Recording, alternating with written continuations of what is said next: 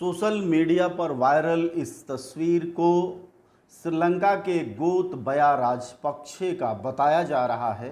देश में संकट के बाद आज जब प्रदर्शनकारी श्रीलंका के राष्ट्रपति गोतबया राजपक्षे के घर में घुस गए, उनके आवास में घुस गए, उसके बाद वह देश छोड़कर हवाई जहाज से भाग गए। इससे पहले श्रीलंका के राष्ट्र प्रधानमंत्री महिंद्रा राजपक्षे मई में देश छोड़कर भाग चुके हैं।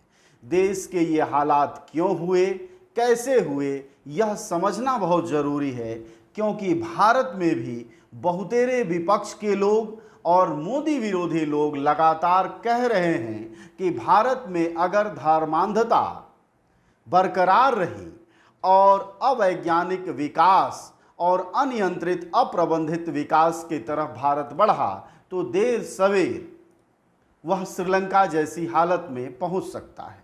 आइए समझते हैं सबसे पहले ये कि श्रीलंका की ये हालत क्यों हुई। असल में श्रीलंका की स्थिति में चार बड़ी चीज़ें समाहित हैं। पहला, विदेशों से कर्ज लेना, बड़ी मात्रा में विदेशों से कर्ज लिया श्रीलंका ने। दूसरा, कृषि में ऑर्गेनिक कृषि पर जोर दिया। तीसरी बात कि टैक्स में कटौती की, और चौथी बात कि विदेश से आने वाले पर्यटकों को रोका। ये चार स्थितियां कब से हैं उस देश में, श्रीलंका में, यह समझना बेहद आवश्यक है, क्योंकि श्रीलंका में ये स्थितियां आज से नहीं हैं। ये 2018 से श्रीलंका में ये हालत है, जबकि उस देश को लगातार जूझना पड़ रहा है।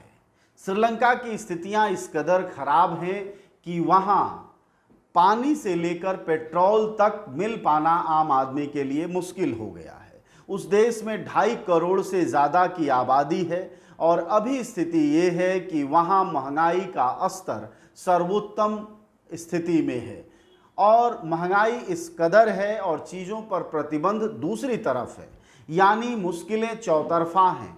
आपको पानी, दूध, रोजगार, पेट्रोल, आने जाने की सुविधा, दवाएं, यहाँ तक कि बच्चों के लिए भी उपलब्ध चीज़ों का भारी संकट है, जिस कारण वहाँ लगातार प्रदर्शन हो रहे हैं। 2018 में ये स्थिति पैदा हुई, उसके बाद 2019 में भी वह स्थिति रही और 2019, 20 और 21 में कोरोना काल में उस देश की रीढ़ तोड़ दी। इस रीढ़ को तोड़ने में सबसे बड़ी अगर भूमिका किसी चीज़ की है तो वह है विदेशों से कर्ज, और दूसरा है खेती के पारंपरिक तरीके पर प्रतिबंध लगा देना। हालांकि पारंपरिक तरीका कभी दशकों पहले वही रहा होगा, यानी ऑर्गेनिक खेती का, जो कि अब श्रीलंका ने अपनाया है। लेकिन जब चौतरफा उर्वरकों के जरिए, खाद के जरिए खेती हो रही थी, उत्पादन ठीक हो रहा था, एकाएक अगर आप ऑर्गेनिक खेती का लबादा लाद देंगे उस देश के किसानों पर तो जाहिर तौर पर संकट आना ही आना है। स्थिति ये है कि बैंक खाली हो गए हैं, वहाँ अराजकता का माहौल है और इन दृश्यों को देखने के बाद आप बहुत साफ समझ सकते हैं कि सेना यानी मिलिट्री और पुलिस प्रबंधन की भी स्थिति क्या है।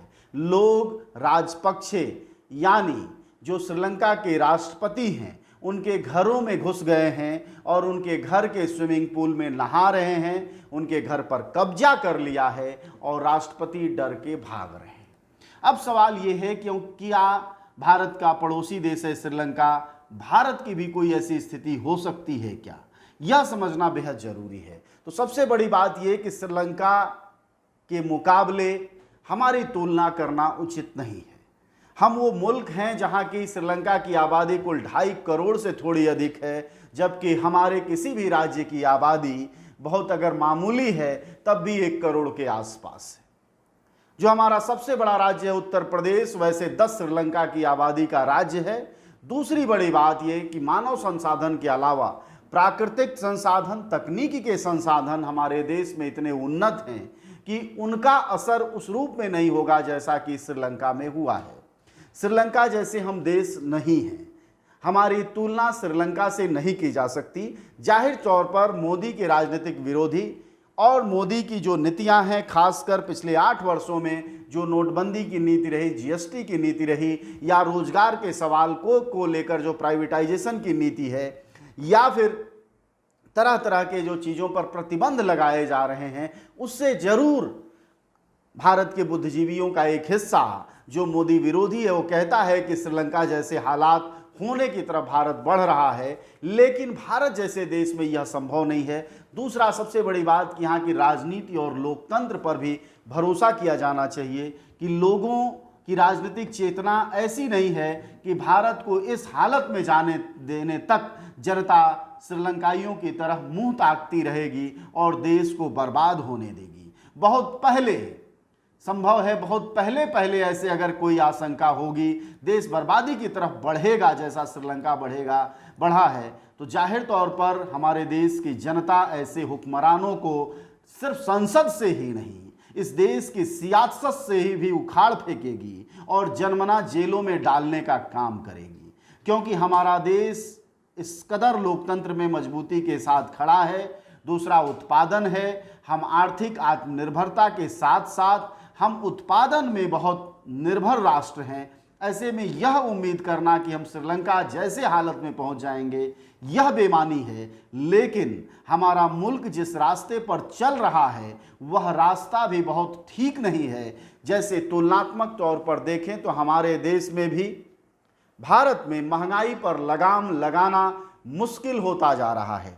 सरकारी तमाम प्रयासों के बावजूद लगातार खाने से लेकर और पहनने की चीज़ें और जीवन के नियमित चीज़ें यानी भोजन पर एक बड़ी मार पड़ रही है। लेकिन कुछ कोशिशें सरकार करती है, उसका कोई असर दिखाई नहीं देता है। इसलिए नीतियों में जरूर भारत को स्थिरता रखनी चाहिए और नए प्रयोगों से खासकर बचना चाहिए जब वैश्विक संकट का दौर चल रहा हो। कहा भी जाता है देहाती जीवन में कि जब संकट में हो परिवार तो नई पहलकदमियां नहीं की जाती हैं। ऐसे में अगर भारतीय राष्ट्र राज्य को देखें तो तमाम आर्थिक संकटों से भी भारत जूझ रहा है। ऐसे में भारत के प्रधानमंत्री, भारत सरकार को और हमारे जानकारों विशेषज्ञों को इस कदर कोई भी कदम नहीं बढ़ाना चाहिए कि भले हमारी स्थिति श्रीलंका जैसी ना हो, लेकिन राजनीतिक तौर पर ब्रिटेन जैसी भी ना हो जाए कि प्रधानमंत्री को अपना पद छोड़ना पड़े, उन्हें पता ही न चले और मंत्रिमंडल उन्हें साफ कर दे। जी हाँ, ऐसी सावधानियों के साथ हमें गुजरना होगा क्योंकि वैश्विक मंदी और वैश्विक राजनीतिक संकट हमें भी प्रभावित करेंगे। हालांकि जंजवार यह मानता है कि श्रीलंका जैसे हालात की कल्पना करना भारत जैसे देश के लिए कोई मायने और मतलब नहीं रखता। हम एक सक्षम और समृद्ध राष्ट्र हैं। सबसे बड़ी बात कि हम उत्पादन करते हैं, हम निर्यात करते हैं और हम किसी भी मामले में चाह दें तो वैश्विक स्तर पर बहुत ज़्यादा निर्भर नहीं हैं।